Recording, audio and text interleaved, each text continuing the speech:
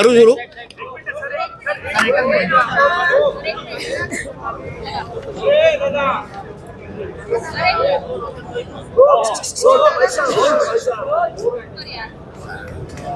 ठीक आहे.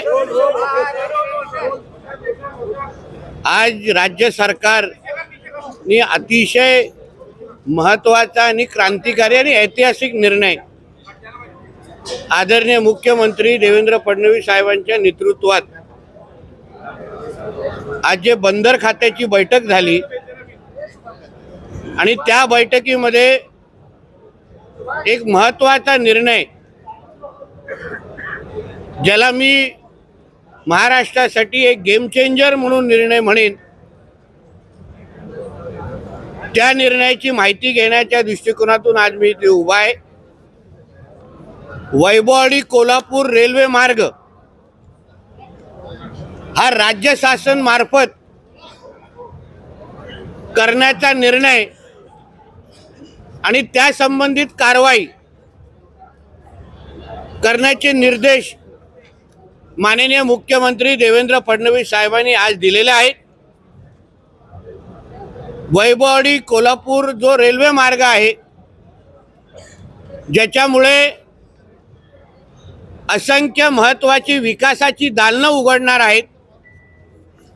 प्रामुख्याने कृषी व मत्स्य उत्पादनाच्या वाहतुकीला चालना, पर्यटन आणि व्यापारामध्ये वाढ, पूर व भूसंकलनाच्या काळातील पर्यायी सुविधा, दळणवळणाचे मार्ग, दोन्ही विभागांच्या संतुलित सामाजिक व आर्थिक विकास या सगळ्याची दालनं या एका निर्णयामुळे उघडणार आहेत.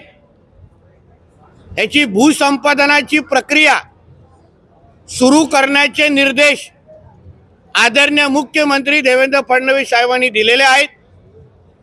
या एका निर्णयामुळे महाराष्ट्र प्राणी आमचं कोकण आर्थिक विकासाच्या दिशेने अतिशय गतिमान पद्धतीने आमची वाटचाल सुरू होणार आहे. या निर्णयासंबंधित रत्नागिरी सिंधुदुर्गचे खासदार सन्मान्य नारायण राणे साहेब यांनी या संबंधित वारंवार राज्य सरकार आणि केंद्र सरकारकडे पाठपुरावा ते करत होते.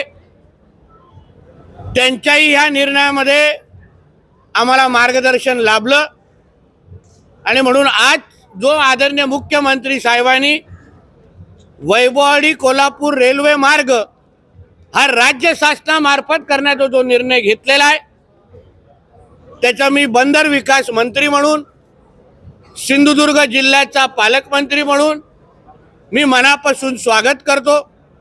या एका निर्णयामुळे मोठ्या प्रमाणामध्ये रोजगाराची संधी आमच्या तरुण तरुणींसाठी तयार होणार आहे. मनी ऑर्डर संस्कृती जी मोठ्या प्रमाणामध्ये आमच्या कोकणामध्ये वर्षानुवर्ष सुरू होती, म्हणजे आमच्या कोकणातले तरुण हे मुंबई, पुणे, नाशिककडे जे जायचे नोकरीसाठी, धंद्यासाठी, व्यवसायासाठी, या अशा निर्णयामुळे ते परत एकदा आपल्या मूळ गावात, मूळ जिल्ह्यात रोजगाराच्या दृष्टिकोनातून परत एकदा परतीचा प्रवास करण्यासाठी निश्चित पद्धतीने सुरू करतील असा माझा ठाम विश्वास आहे. म्हणून परत एकदा आदरणीय मुख्यमंत्री देवेंद्र फडणवीस साहेब आणि आमच्या महायुतीच्या सरकारचा मी मनापासून आभार मानतो. धन्यवाद.